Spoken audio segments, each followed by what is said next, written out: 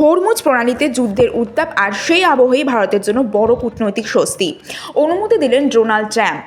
আপাতত 30 দিনের জন্য রাশিয়া থেকে তেল কিনতে পারবে ভারত। আমেরিকার নতুন নিষেধাজ্ঞা জারি হওয়ার আগে রুশ তেলবাহী বহু জাহাজ সমুদ্রে বেরিয়ে পড়েছিল, কিন্তু নিষেধাজ্ঞার জেরে সেই তেলের ক্রেতা মিলছিল না। ঠিক সেই সময় ভারতকে সাময়িক ছাড় দিল ট্রাম্প প্রশাসন। ফলে আপাতত সেই জাহাজগুলি তেল কিনতে পারবে নয়াদিল্লি। মার্কিন রাজস্ব সচিব স্কট বেসেন্ট জানিয়েছেন, যুদ্ধ পরিস্থিতিতে বিশ্বজুড়ে জ্বালানি সরবরাহ বন্ধ হয়ে যাক তা আমেরিকা চায় না। তাই ভারতের মতো গুরুত্বপূর্ণ মিত্রকে এই বিশেষ অনুমতি দেওয়া হয়েছে।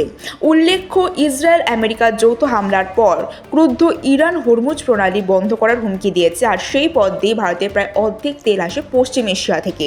ভারত নিজের মোট তেলের চাহিদার 85% বেশি আমদানি করে। তাই হরমুজে উত্তেজনা বাড়তেই প্রশ্ন উঠেছিল, দেশের জ্বালানি সরবরাহ কি সংকটে পড়বে? আপাতত এই দুশ্চিন্তা কিছুটা কমলেও এই 30 দিনের বিশেষ অনুমতি